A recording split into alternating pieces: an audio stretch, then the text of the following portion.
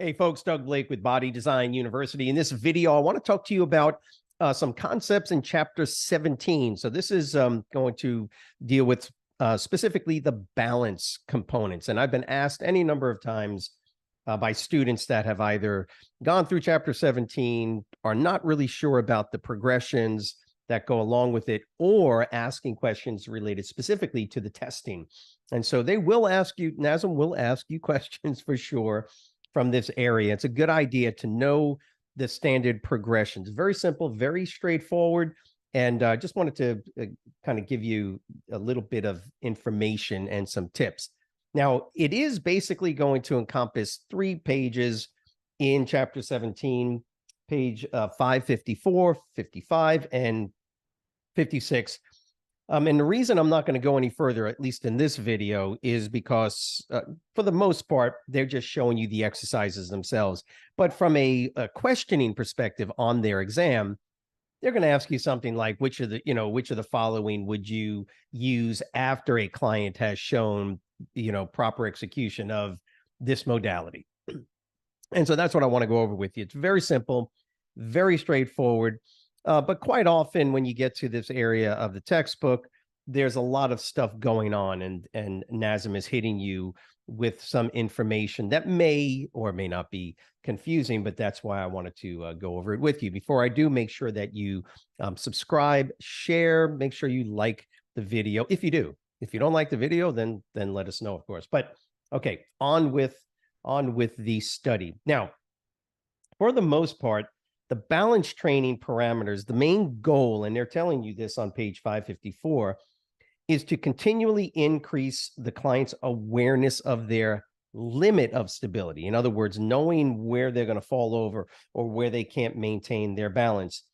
And you're going to do this by increasing the proprioceptive demands. Now, if you remember this concept of proprioceptively rich or proprioceptively enriched environments that we put people in, simply saying that we make it more difficult to stand, make it more difficult to balance and stand on one leg, because that's what a lot of this comes down to. So if you look at table 17.4, balance training parameters, this is where I wanted to kind of get you to. The balance equipment examples is really the key here. Because what's going to end up happening is you're going to get a question on the exam that asks you what's the normal progression. And these are the standard modalities that you would use in balance training type of scenario with your clients. First is simply standing on the ground with 1 foot elevated. So if you looking at table 17.4 and then into that training tip box on page 555, they're just giving you a picture. Can you have your client literally just stand there on their right leg and lift their left leg off the ground? Now, remember, the initial timing of this is going to be based on stabilizing the joints right at the ankle, and they'll talk about the 5 kinetic chain checkpoints. But I hope this is obvious that the whole concept of balance training or balancing is to help people to understand where their limit of stability is by increasing the proprioceptively rich nature of the environment. So standing on the ground on 2 feet is about as stable as you're going to get. Now, if you put your feet wider apart, more stable. Put your feet closer together, quote, less stable. Lift 1 foot off the ground. Now you got to balance on 1 leg, and you'd be surprised. There are some folks, some clients that might have struggles with that, and that would be, quote, part of the training. So that's where on table 17.4 you see balance equipment examples. The floor. Well, it's not equipment, but it is the environment, and that corresponds to that picture of the individual with their lower body on their left leg, right leg up. How well are they doing that? Well, again, some people might struggle, some people probably not. And then do the other leg. Again, from a balance perspective, you might find people struggle with 1 leg or the other. Now the next, and this is where the sequencing comes in. Okay, an example of challenging the proprioceptive demand would range from having a 65-year-old client balance on the floor in a tandem stance. So that's basically head to toe posture, right? Just putting 1 foot out in front of the other. And that could be a fair challenge for some folks. to the other extreme, if you want to say like 25-year-old athlete balancing on one foot while standing on a balanced disc, which is the sort of the last stage of progressions when it comes to throwing somebody off balance wise from a proprioceptively enriched environmental condition. Floor is the first one, and that's what you're seeing. So what I want you to do is to keep one finger on page 554, balance equipment examples. So you got your floor, and then 555. There it is. That's the picture, right? There's 5. They're doing 5, but there's really 6 modalities if you want to throw wobble boards in there. If you've never seen a wobble board, it's a pretty interesting piece of equipment. It's sort of the end stage of, really dealing with somebody from a balancing perspective. So the floor. And then the question that I get is, well, balance beam, how high off the ground? Doesn't matter. Anything that is narrow enough, sort of like a 2x4, if you can think about it, and that's what they're showing you here. Anything that reduces the lateral stability, because that's all you're doing. When your foot is on the ground, you have lateral medial stability, right? So if you're losing your balance, it's because your ankle, right, is wobbling. However, if I put you on a board, solid, rigid board, you're going to lose some of that medial and lateral stability, right? Because you don't have the outer part of your foot in contact with the ground because you're up an inch or 2 inches or whatever the case is. And so that's basically the challenge with the balance beam. It's not that the beam itself or the balancing piece of equipment is soft and squishy like you see with the foam roller. No. That's not what you're looking for. You're looking for a basic proprioceptively enriched situation where now, instead of having the ground laterally and medially stabilizing you, you don't have that anymore. So there's a little bit increased need for both lateral and medial stabilization. And that's what the beam done. So balance beam, that's sort of that's the next step. So step 1 is go to the beam. If client does that right, go down to the next. This is the progression. Balance beams are done before the half foam roll. And I always get the question, well, wait a minute, isn't the half foam roll more destabilizing than the foam pad? And the answer is, well, no, technically it's not. What the half foam roll, and look over here in the picture, you'll notice that in the half foam roll, and there's any number of pieces of equipment manufacturers, but what do you notice about the width? Remember, the beam or the balance beam should be sufficiently narrow to where you lose some of that lateral and medial stability. But when you go onto a half foam roll, it's normally, by the way, half foam roll pieces of equipment are generally pretty rigid. They should be rigid. In other words, they shouldn't be squishy foam rolls, right? They should be rigid so that when you step on it, it's pretty solid. And now what are you losing? You're losing stabilization, not from just lateral and medial, right? In fact, we're gaining that back, but now it's the entire foot. It's the entire body, so to speak, if you want to put it like that. Now, because of the half foam roll, the nature of its rolling capability, that's going to add additional kinetic chain requirements for stabilization. So you can imagine if it's just my ankle because I'm losing medial lateral stability on a board, like a 2x4, right? So that's ankle. I could have some upper body stuff going on. But as soon as that board now has a curved under part to it, now the whole thing rolls, and now my whole body can roll back and forth. So that's an increased level of proprioceptive richness to the environment. But remember, you are gaining back some of that pure lateral medial stability directly from the contact that you lost with the board. So again, look at the picture, and this is why it's important.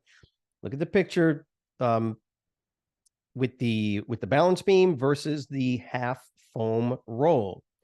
See, the foot width is literally as wide, if not a little wider than the actual beam. Again, standing on a board that's wider than the foot, doesn't change anything. You might as well be on the floor.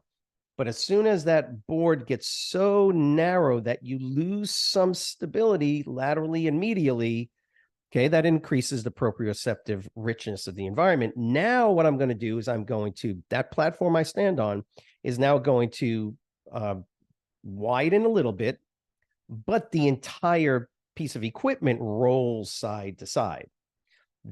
So I gain back a little bit of the stability, lateral, medial, but I lose stabilization with the entire piece of equipment. That's why the half foam roll is the next step.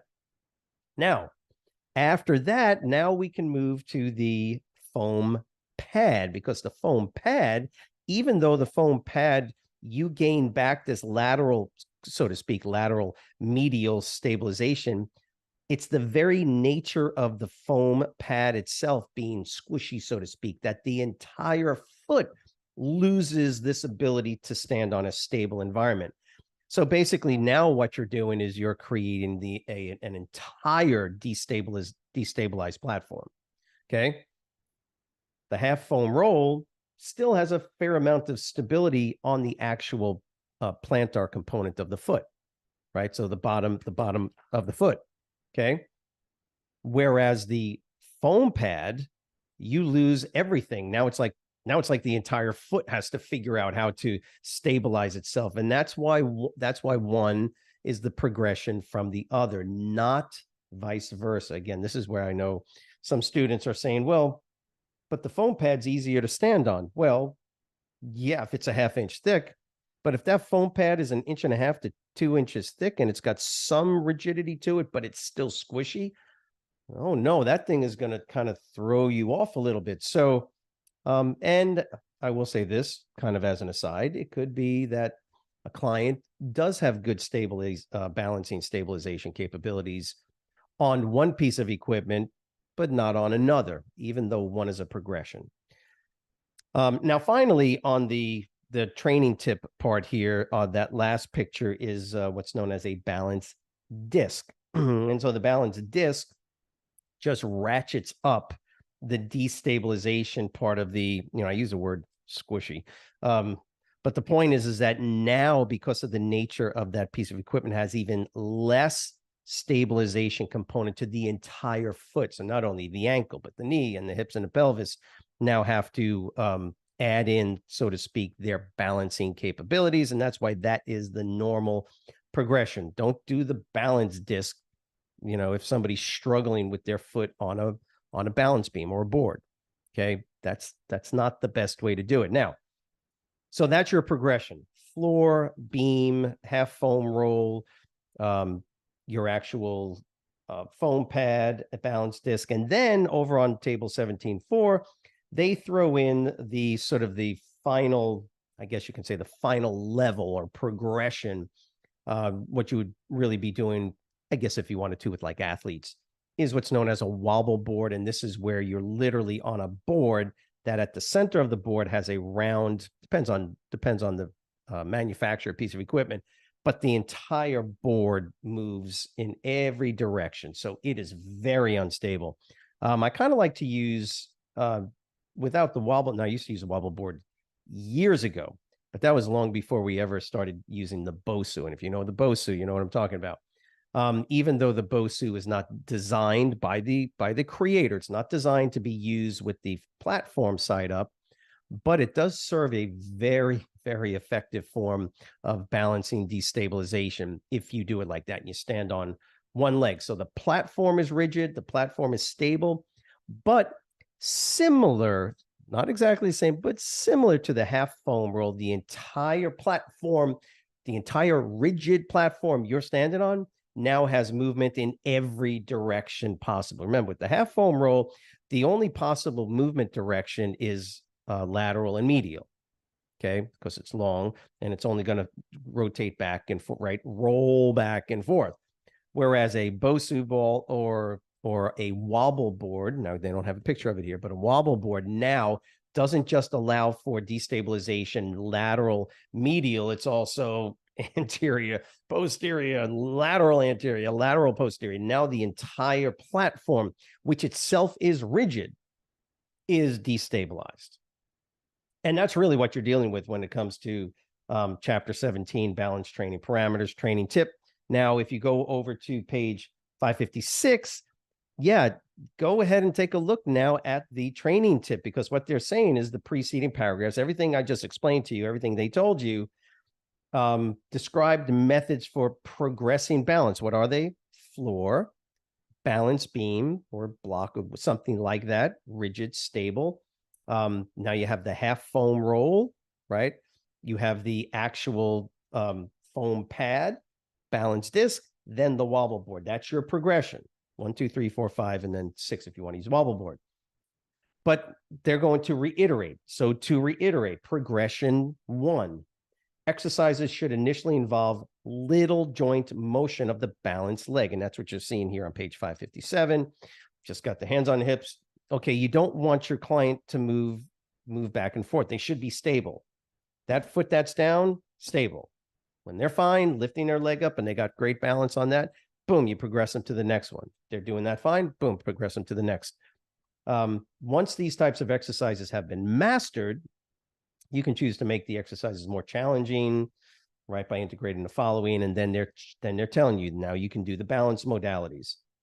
They also have, by the way, I'm not going to go over with you here, but the cognitive dual task scenarios, talking, right? You can close the eyes, closing eye tasks, head or eye movement stuff. Don't be doing that in real life with the average client. It's just not necessary. Progression number 2 then is the exercises should involve movement of the balanced leg through a full range of motion. Now progression 3, exercises should combine hopping motion. So you get the idea. You've got these standard initial progressions, and then the next level of progression involves movement. So progression 1, use those modalities, right? Floor, beam, half foam roll, foam pad, right? And just move through there. That's progression. Progression 1 is to be able to do those with stabilized joints, no movement. Get it? But once movement is achieved, no movement is achieved, and they're good like that, then you can move on to the next level of balance training, which now involves range of motion, right? Actually moving and balancing while you're on a half foam roll. So imagine you're on a half foam roll and you got your hands on your hips and you just on your right leg and you got it down pretty good. You got no issues with it. Well, you can move then to the foam pad, and you got good stability there. And then you're going to move to ultimately to the if you're going to do the wobble board. Now I can go back and start doing single leg squats. And then I can do a single leg squat on the board. And then I can do single leg squats on the half foam roll. Get the idea? And then ultimately they're going to say exercises should combine progression 3, hopping motions with a single leg stance landing. You do need to know how these progressions work from a testing perspective. Whether or not you actually use these in the real world, that's on you as the exercise professional. But that's the goal here on chapter 17 with these particular modalities. Remember, table 17.4, you should know that table from a testing perspective. Know the progressions, the way they are laid out for you by NASM. Remember, floor, balance beam, half foam roll, foam pad, balance disc. And then, of course, if you're looking at the wobble board. So that's how you're going to deal with that information. Look, if this was helpful, please write understand in the comment box below. If you are interested in getting all of the materials that we have for the NASM exam study, click on the link in the description box, because we have every resource that you'll need, from the Quizlet study set specifically for each chapter, videos, audio, quizzes, practice exams, all the things you need to pass the NASM exam. Also, every Wednesday night, we do what's known as a live exam. It's Quizlet Live, by the way, a live exam study, 6 p.m. to 6:30 Eastern Standard Time, 5 Central, 4 Mountain, 3 Pacific Time. So we would love to have you come aboard and do some studying with us every Wednesday night. If you have any questions, put them in the comment section below. Remember, as I said earlier on, like the video, share it. Of course, it's always helpful. And if you have not done so, make sure you subscribe to our channel and head on over to our Facebook group as well. Have a great week. See you next week.